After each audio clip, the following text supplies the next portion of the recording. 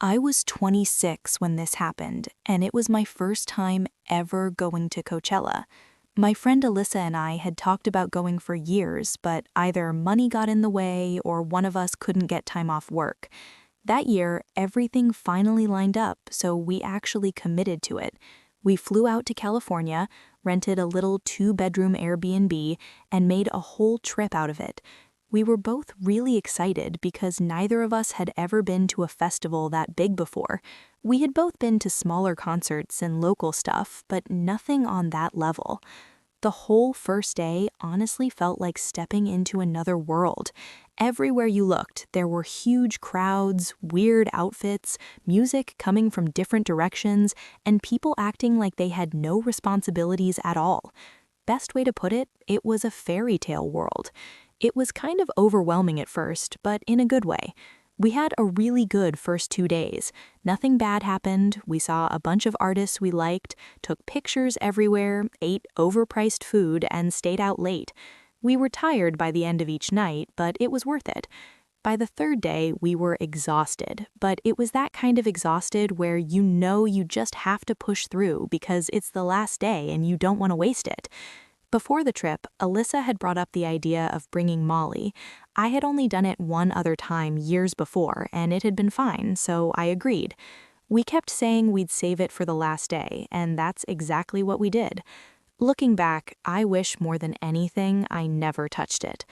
We took it in the late afternoon before one of the sets we were really excited for. At first, I didn't feel much. We were walking around trying to get closer to one of the stages, and I remember saying to Alyssa that I thought maybe it was weak or old because it wasn't hitting me. She said the same thing because she wasn't feeling much either. For a while, everything seemed normal. Then, out of nowhere, it started kicking in hard. At first, I actually liked it. I felt lighter, more social, and everything around me seemed brighter and more exciting. The music sounded amazing. I remember thinking that I understood why people did it at festivals. But after maybe an hour, something started bothering me. I kept noticing the same person. At first, I thought I was imagining it. There were thousands of people there, so of course you're going to accidentally notice the same outfit or the same face more than once. But this wasn't like that. It was the same actual guy. The first time I really noticed him, he was maybe 20 feet away in the crowd. He looked older than most people around us, maybe around 35. He had dark hair, kind of scruffy facial hair, and was wearing a black shirt and boots, which already made him stand out because most people there were dressed way lighter and more colorful. He wasn't doing anything crazy. He was just standing there looking in our direction. I didn't let it bother me at first. Then later, I saw him again near one of the drink stands. Then again when we were moving between stages.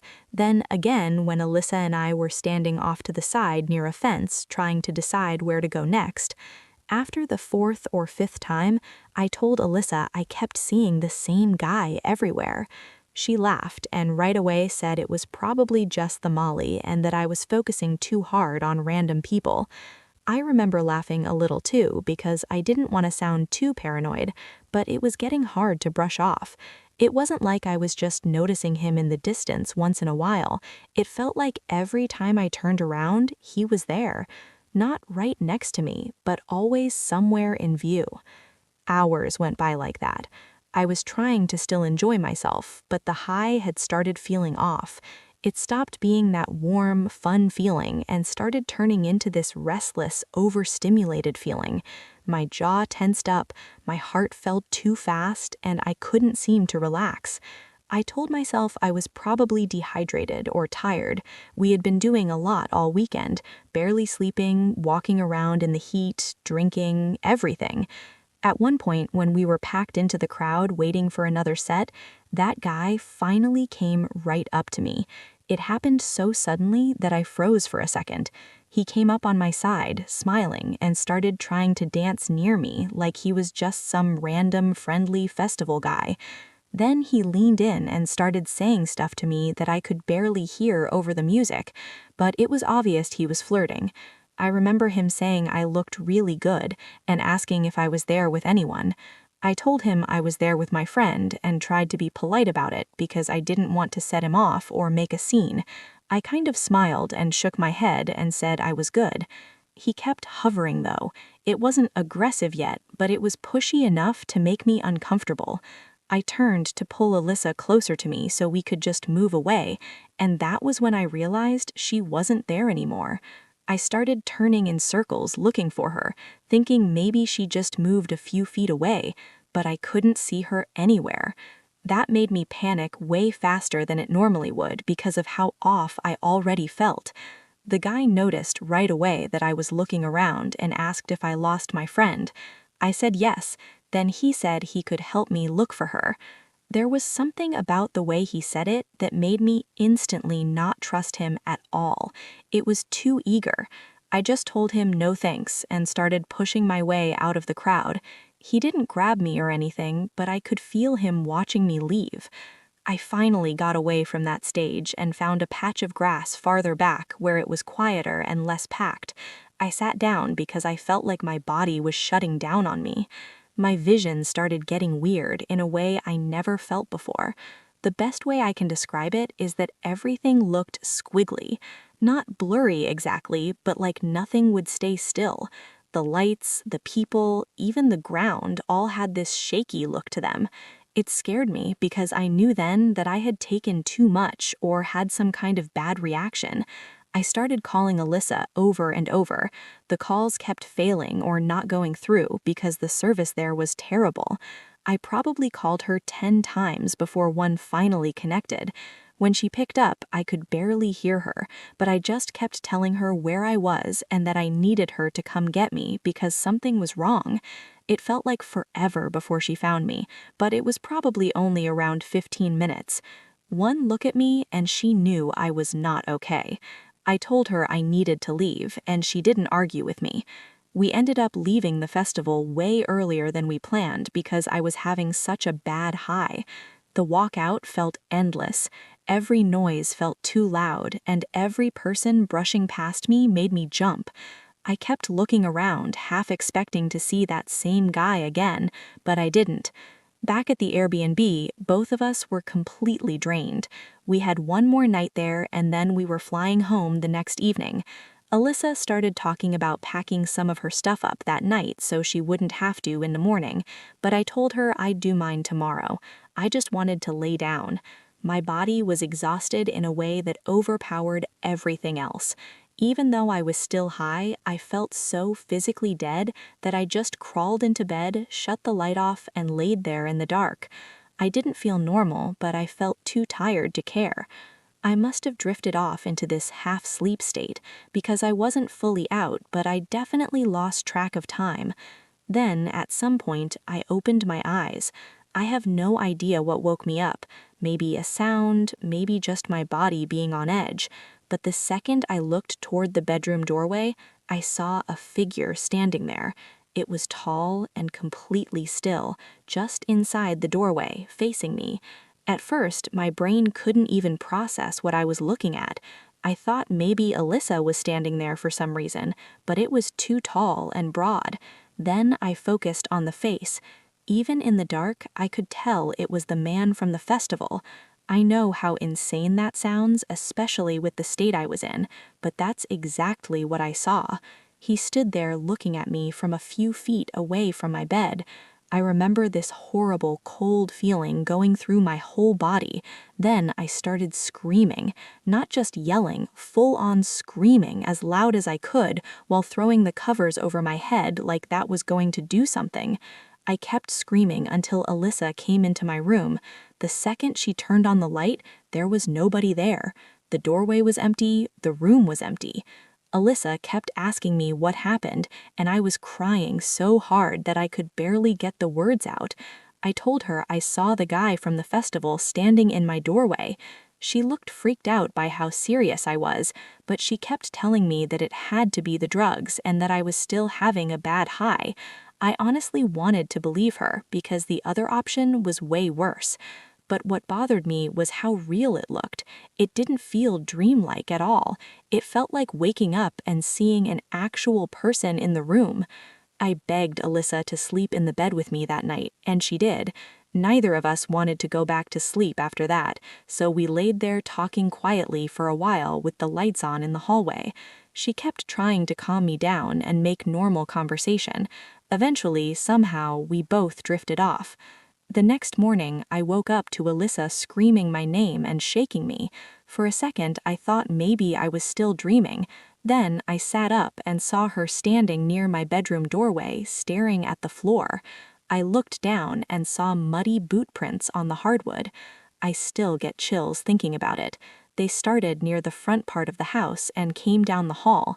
Then they stopped right at the doorway, exactly where I had seen that figure standing. After that, the prints turned around and went back down the hall toward the front door. I remember just staring at them, feeling this rush of sickness go through me. It was like my whole body dropped. That was the Over the summer, my college friend Valentina invited me to come stay with her family. They lived in San Diego, right by the beach. I wasn't really planning on going at first, but my parents kept pushing me, saying I needed a break, that I couldn't just spend the whole summer working and isolating myself. So eventually, I agreed. It was a Friday afternoon when I landed. The flight felt endless, like time was dragging in a way that made everything feel slightly off. As soon as I got my phone back on, I saw a text from Valentina telling me to come outside. She and her dad were already there waiting for me. They picked me up in this older Toyota. I don't remember much about the drive. Everything felt hazy, like I was there physically, but not fully present. When we finally pulled up, I remember just staring. The house was beautiful. It looked like something out of a magazine, a beachside villa with this perfect view of the ocean. Calm, quiet, almost too perfect. Valentina's dad helped me with my suitcase and showed me to my room. It was downstairs, separated from the rest of the house.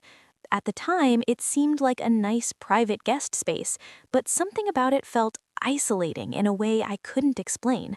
The room itself was nice though, clean, spacious, and the window looked directly out toward the beach.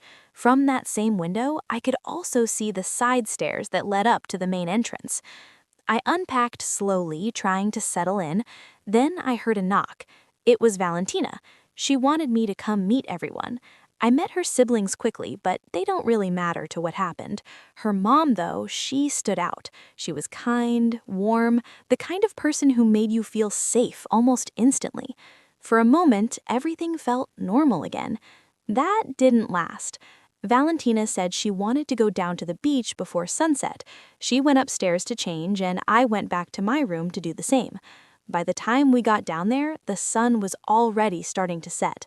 The sky looked unreal, like it had been painted. She told me it was the perfect time for pictures, so I agreed. I started taking pictures of her. The beach was crowded, which made it harder. People moving constantly, walking through frames. I must have taken close to 100 pictures before she was finally happy with them. Then I started scrolling back through them, and that's when I noticed it. At first, I thought it was nothing, just a coincidence. But then I kept seeing him, the same man, in the background of every single picture. Sometimes he was standing still, sometimes slightly turned, but always there. And sometimes he was looking directly at her. Other times he was looking straight at me. My stomach dropped. I looked up, scanning the area where he had been in the most recent photo. He was gone, just gone, like he had never been there. I remember quietly saying, "What the?" I tried to show Valentina, but she barely reacted, just shrugged it off like it was nothing. But I couldn't shake the feeling. Something wasn't right. I felt it deep in my chest, that slow, creeping paranoia, the kind that builds quietly until it's all you can think about. Later that night, we went back to the beach. It was around midnight. One of her friends was hosting a bonfire. There were people everywhere, talking, laughing, drinking. It should have felt normal, but it didn't. At one point, I stepped away to take a call from my boss. As I was talking, I saw it again. A figure, standing farther down the beach, completely still, watching me. I froze for just a second, then turned away like I hadn't noticed. I didn't want it to be real. My boss asked if I was okay. I told him I was fine, but my voice didn't sound right, even to me. Eventually, the party started to die down. People were leaving, calling rides, saying their goodbyes. I asked one of Valentina's friends to drive us back, even though the house was only a couple minutes away. Valentina questioned it, asked why we weren't just walking along the beach. I almost told her the truth, but instead I made something up, told her she was too drunk to walk. She rolled her eyes but didn't argue. When we got back, I helped her upstairs quietly, but I didn't go back to my room. I couldn't. I didn't feel safe down there, so I stayed in her room that night. The next day, everything felt worse. I woke up nauseous, not just sick, but heavy, like something was pressing down on me. I stayed in bed all day, told them I just needed rest. They didn't question it. I fell asleep again later that evening, and then I started dreaming. At least I thought it was a dream. I heard this tapping sound, fast, repetitive, like fingers hitting glass, over and over. It got louder, more aggressive, until it pulled me out of sleep. The second I opened my eyes, it stopped. Silence. I turned slowly toward the window, and that's when I saw him, standing right outside. The same man from the photos, wearing a black hood, just staring in at me. Then he lifted his hand and waved, slowly. My heart dropped so hard it felt like I couldn't breathe. Then he turned and ran up the stairs, straight toward the front door. My entire body went cold. I ran to my bedroom door and pushed against it with everything I had. I didn't know if it was locked. I didn't know anything. Then I heard it, the front door, opening. I felt like I was going to pass out. Then footsteps, faint, but inside the house. I pressed harder against the door, barely breathing. Then the handle started moving, slow at first, then more aggressive. He was trying to get in, pushing, testing, but the door held. Then suddenly, it stopped. Silence. Complete silence. I grabbed my phone with shaking hands and called 911. I don't even remember what I said, just that someone was inside, that I needed help. It took about 5 minutes before I heard the police entering the house. Those 5 minutes felt endless. When they told me it was safe, I ran upstairs. But he was gone. Of course, he was gone. Valentina and her family came back shortly after. Everyone was panicking, asking questions, but none of that mattered to me. I needed to know if he had touched anything, if he had taken something or left something behind. Then Valentina screamed. We ran into her room and she pointed. There was a camera, hidden in the corner, facing the room, watching. The police took it immediately. But that wasn't all. Some of her clothes were missing too. Swimsuits, personal things. That was enough to make my skin crawl. I stayed for the rest of the trip, but I never felt safe again.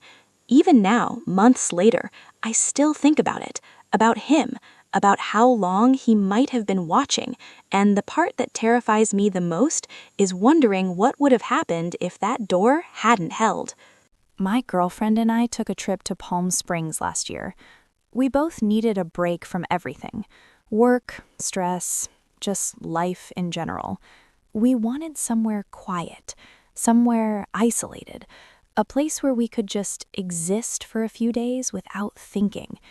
We found an Airbnb about 15 minutes outside the main part of the city. It sat right on the edge, where the houses started thinning out and the desert slowly took over. It looked perfect in the listing. Modern, minimal, clean, almost too clean. It was a single-story house with large glass doors facing the backyard and a decent-sized pool. The listing described it as very private, ideal for couples. That was exactly what we were looking for. So we booked it for 4 nights.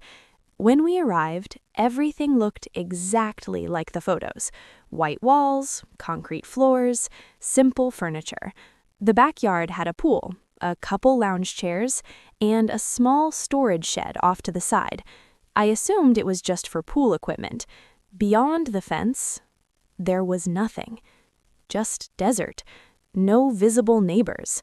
No movement. No sound. The host never showed up in person. We were given a code for the door. That should have been my first warning. The first day felt normal. We went out to dinner, came back, watched TV, and went to bed. Nothing strange. Not yet. The first night, I woke up around 1 or 2 in the morning. I heard something outside. A dull sound, like something lightly hitting the side of the house. I told myself it was nothing. Wind. Temperature shifts. Desert houses make noises. At least, that's what I wanted to believe. So I went back to sleep. The second day, we stayed by the pool most of the time. At one point, while we were laying out in the sun, I thought I heard a voice somewhere in the distance. Not clear, not normal, just something calling out, faint. I asked my girlfriend if she heard it. She hesitated, then said maybe. We laughed it off, because what else were we supposed to do? There was nothing around us, no sidewalks, no people walking by, no reason for anyone to even be there. That night, we heard more small noises, soft impacts, subtle movement outside, but nothing strong enough to convince us that someone was actually there. So again, we ignored it. Night 3 was different. We went to bed around midnight, but I couldn't sleep. I was lying there on my phone when I noticed light leaking through the sides of the blinds. At first, I thought it was just a car passing by, but it didn't move. It stayed. I got up slowly and looked through the edge of the blinds. One of the motion lights in the backyard was on. I stood there, watching, waiting. After about 20 seconds, it shut off. Then, 10 seconds later, another light turned on, farther down, closer to the side of the house. My stomach dropped. That wasn't random. That was movement. Something was triggering them one after another, like it was walking. I told my girlfriend. She sat up immediately. We both stood there, watching. Another light turned on. Then another. Closer. Closer to the house, like something was circling us. She told me to shut the blinds. Over and over. Close them, just close them. So I did, and we sat there in silence, listening. She was scared. I was too, but I didn't want to admit it. Part of me kept thinking, what if someone was trying to get in? What if they were already looking for a way inside? I told her I was going to check outside. She immediately grabbed my arm, told me not to, said it was a stupid idea. She was right, but I went anyway. I grabbed one of the larger knives from the kitchen. I didn't tell her. I didn't want her to panic, but my hands were already shaking. I opened the sliding glass door slowly and stepped outside. It was completely silent. Too silent. I stood there for a full minute, just listening. Nothing. Then I started walking around the pool, checking corners, scanning the fence line. Nothing. No movement. No sound. After a few minutes, I almost convinced myself it was nothing. An animal, maybe. Something small. Then I saw them. Footprints. Clear as day in the sand. Not animal tracks. Shoe prints. Human. Fresh. My heart started pounding so hard I could feel it in my throat. The prints led towards the side of the house, toward the shed. I followed them slowly. Every step felt heavier than the last, like I already knew I shouldn't be doing this. The prints stopped right in front of the shed door. Just ended there. I froze. The door was closed, completely still. I stood there maybe 3 feet away, just staring at it, listening. At first, nothing. Then, a voice. from inside. Calm. Clear. Too calm. "Excuse me, could you open the door, please?" My entire body locked up. I couldn't move. I couldn't speak. Then, a quiet laugh. Soft. Controlled. Like he found something funny. That broke me. I turned and ran. I didn't look back. I ran straight inside, slammed the door, locked it. My girlfriend was already there, panicking, asking what happened. I could barely speak. I told her. There was someone inside the shed, and he asked me to let him out. She started panicking immediately. I grabbed my phone and called 911. While I was explaining everything, the lights outside went off again. Then, one by one, they came back on, like something was moving again. But this time, we couldn't see anything. That made it worse, because now we knew someone was out there, and we had no idea where. The dispatcher told us to stay inside, keep everything locked. It took about 20 minutes for the police to arrive. Those 20 minutes felt endless. Every sound made us jump. Every second stretched. When the police finally showed up, I've never felt more relieved in my life. They checked outside first, then the shed. They told us to stay inside while they opened it.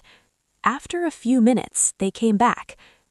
No one was inside, just empty water bottles, food wrappers, signs that someone had been staying there, watching, waiting. They told us this happens sometimes. People hide in empty or rental properties, especially in isolated areas like that.